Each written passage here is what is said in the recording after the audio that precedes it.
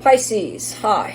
So this is going to be a reading for mid-February 2024, and I'll do the reading for you, and then I'll close it off with a oracle card. And these are general readings, so they may not resonate for all of you. If they do, there's an extended at the end of the video. You can check out the link for that in the description box below if you want. Let's see, Pisces.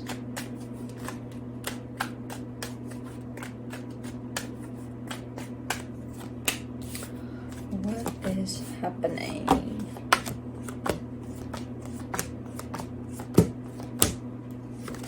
All right, the overall energy for the reading, the Hangman. Nothing is happening. No, it's not nothing. I feel like you're giving yourself some time and space to take a step back and look at things from a different perspective here over something. Starting off the reading, you get the King of Swords crossed by the Eight of Cups.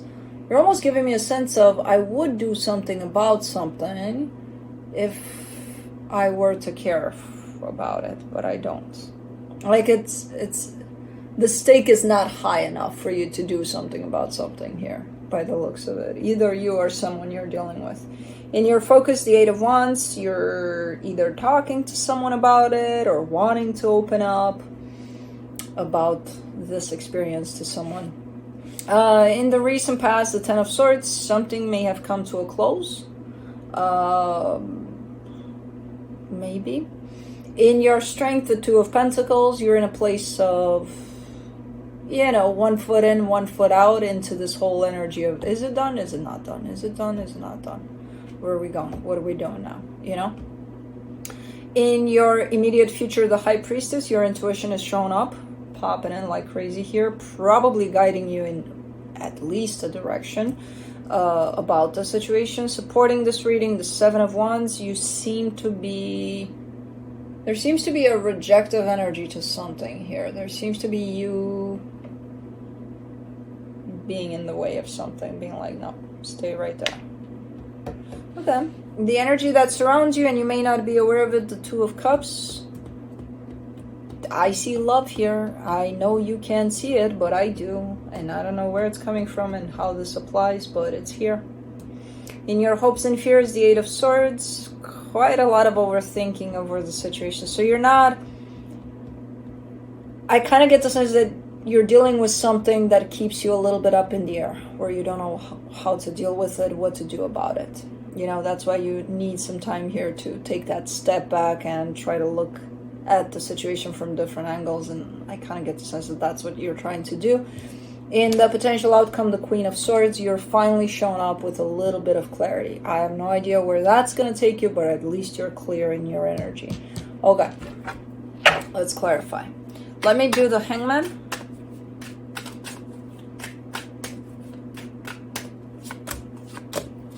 The Temperance card, the Queen of Cups, the Ten of Pentacles. I mean, you're showing me stability and you're showing me love. And you're showing me a long period of time that those energies function together under. So we're definitely talking about something that was pretty stable in your life. And it did carry quite the amount of love. Okay. Possibly still does from what I can see here. But let's do the King of Swords. The Four of Cups, the Five of Wands, the Emperor. This is an angry kind of an energy. This is upset. It starts from upset and it ends into angry. And I'm not sure that it's your energy. I feel like it could be somebody you're dealing with, but let's see. For the Eight of Cups, you get the Three of Cups, the Eight of Pentacles, the World card. Yeah. There's one energy that wants nothing to do with anything in here, while the other energy is still very much open, but it's heading in the direction of closing off too.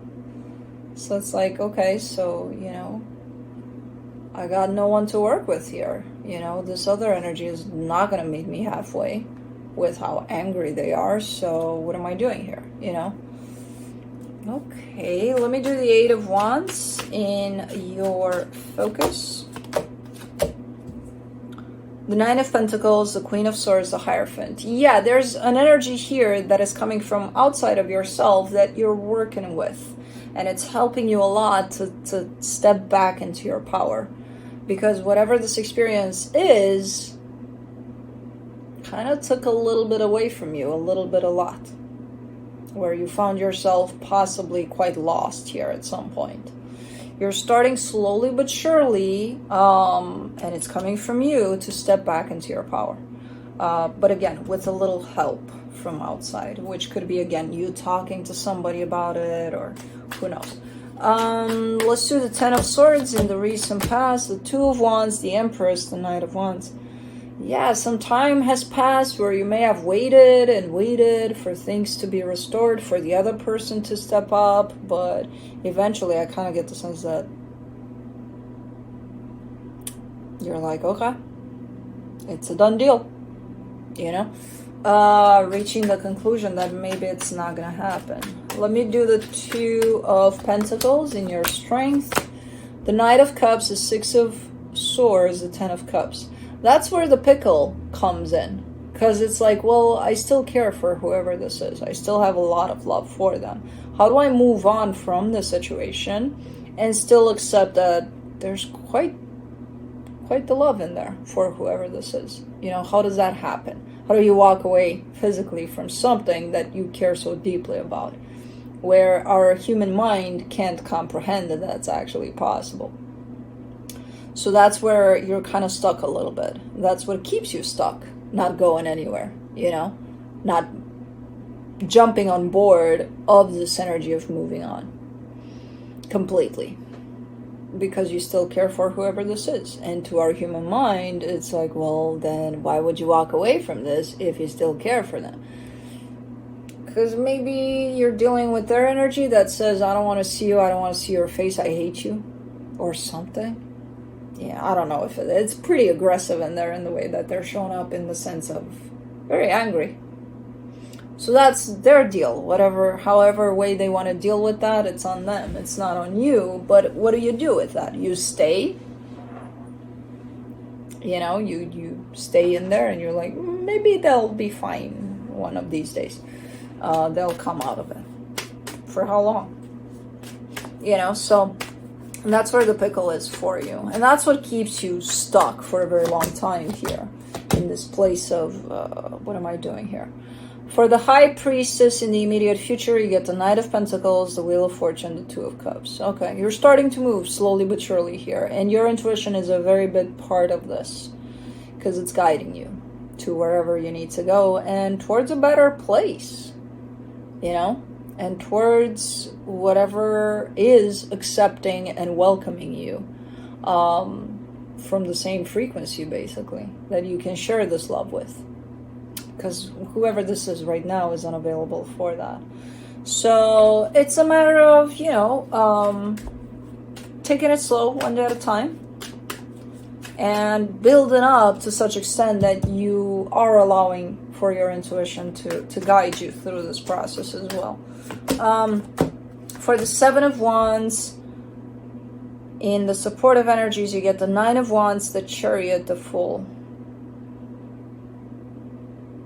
A lot of the times through this process, you may not listen necessarily to how you truly feel. Where I feel like at times you're being guided towards opening up in a particular direction. Maybe you wake up one day and you're like, today I want to paint. You never painted for one day in your life. You have no fucking clue if you even know how to hold a brush. But you're like, today I want to paint. What the fuck is wrong with me? I'm not a painter. I'm not going to do that, you know. So things like that.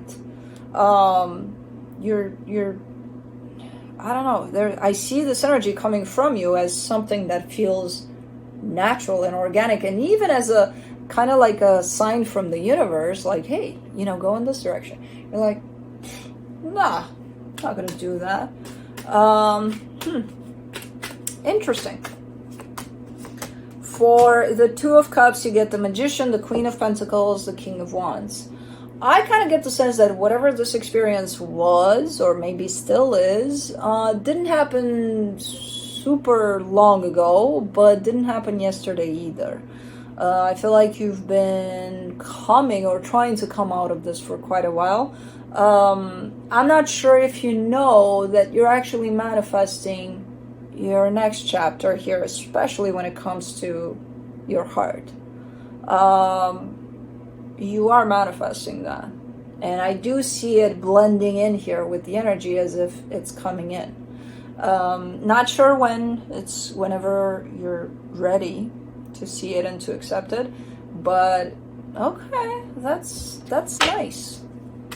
How it's all tying up in there. Let's do the Eight of Swords in your hopes and fears, the Sun, the Page of Pentacles, the Ace of Wands. That's what's standing in the way there of your own manifestation, basically, because you're like, when is it coming? How is it coming? How is it going to show up? I wonder how it's going to look like. I wonder how it's going to feel. I wonder. Stop wondering. Just let it be in there. Let it, just do your thing, you know? Do your thing and stop questioning it. Because that's what's basically standing in the way and not allowing it to come in. You know, when you stop looking and just be you, the most truthful version of who you can be, it's going to pop in. Let's do the Queen of Swords for the potential outcome, the Eight of Wands, the Death card, the Eight of Swords. I kind of get the sense that this is the time where you feel like you need to put closure on this, like complete closure, to be like, okay, I'm done. You don't seem convinced though. Even when you're showing up energetically and fully in this energy of it's closed off, this chapter is truly closed off, you're like, is it? I'm not convinced that it is. And I'm not convinced that it is for you either, because you're not convinced to begin with. So if you're not convinced, I'm not going to be convinced. Energetically speaking, yes. You are definitely stepping into the energy of closing this off, like the closure to the closure. But then you appear doubtful, and I'm like, Energetically speaking, yes.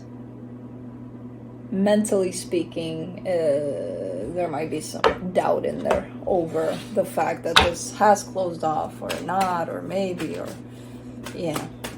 Okay. I mean, there's definitely progress here. It started off quite low, the reading, and then it built up and up and up. So I kind of see it as a lot of progress for you through this experience of possibly closing something off. From the universe, you get the Chariot, the Nine of Wands, the Empress. You're still not giving yourself that credit. You're still not believing in yourself 100% here. You know, there's a whole lot of achievements along the way, and then you question yourself. And it's like, why would you? You know, take those in. Even if it's the smallest little thing. Like, yeah, I got this. You know, I did this. Or I created this. Or I made this happen. Don't do like, oh, okay, this is what's happening. And then, did I do that right? Like, am I... no, there's still a little bit of, you know, a little bit of you not giving yourself that credit. Not fully. Okay, you'll get there. Let me do the Divine Animals Oracle.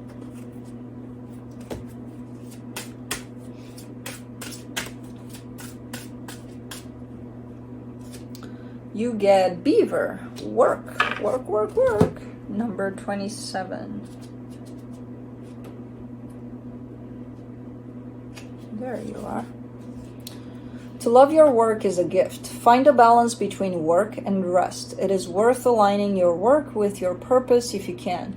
Being positively, mindfully engaged in your work, no matter what it may be, is healthy. Someone may be attempting to micromanage you at your job, and this is not an optimum way to work. Perhaps it is time to be your own boss. Mythos, the Ojibwe, here we go with the names. Ojibwe, I don't know if I'm saying that right. I don't really care. There's so many names in here that it just throw me off completely. First Nations people tell a story about the beaver. A beaver was speaking with the other animals and was telling them how happy he was about his tail. Look, bird, how fluffy my tail is. It's so fluffy Is it not? Asked the beaver. The bird looked at the beaver's very fluffy tail and said, "Sure, it's very nice," but seemed dismissive to the beaver. The beaver then went to a muskrat. "Do you like my tail, muskrat? Is it not beautiful and thick with fur?" Muskrat said, "Yes, but is it a strong tail?" The beaver was puzzled. "I asked if you thought my tail was beautiful, not strong." The muskrat just shook his head and walked away, saying, "Who cares if your tail is beautiful or not?" The beaver was upset with the animals he had spoken to and went back to cutting trees for his dam. As he was thinking about how rude the other animals had been to him, he misplaced a cut, and a tree fell on his tail. The beaver wiggled his tail out from under the tree and saw that the weight of the tree had flattened it and removed the fur. It was black and leathery now. The beaver sat on the sandy shore and cried heartedly. He cried so loudly that the Creator himself came to comfort him. The beaver said to the Creator, "Oh, Creator, look what has happened to my tail. It is flat and ugly now." And the Creator said, "No, it is not ugly, and now it is more useful. Now you will be able to swim so much more strongly." And Beaver considered this and realized this was true, but thought that his friends would not care for him anymore. The Creator smiled and said, "No, Beaver, your tail is not why your friends love you. They love you for your hard work and industry and for your kindness and goodness. Your tail has nothing to do with it." Come on. And with that, the beaver was satisfied. Beavers feature in many mythos of the First Nations of the Americas and Canada, the Inuit and the ancient Norse. The animal. The beaver is an incredible transformational force upon the landscape. They can divert rivers and waterways and construct dams that create flooded areas, pools and ponds that enable fish to breed and certain plants to flourish. Beside humans, they are most probably the most powerful architects of a landscape on Earth. To do all this changing of the landscape, beavers need to be industrious and work hard. They seem always to be active and busy, literally cutting down trees with their powerful, sharp front teeth, which continually grow. And using their hands to move heavy objects and shape mud. They do this to dam areas so they can build their lodges, working through the night and day. The interior of their lodges do not freeze hard in winter because of the nature of their construction. I had a human observation in there. Do they put an insulation in there? With air pockets above the pile of branches and sticks and the insulating effect of snow. They do with snow.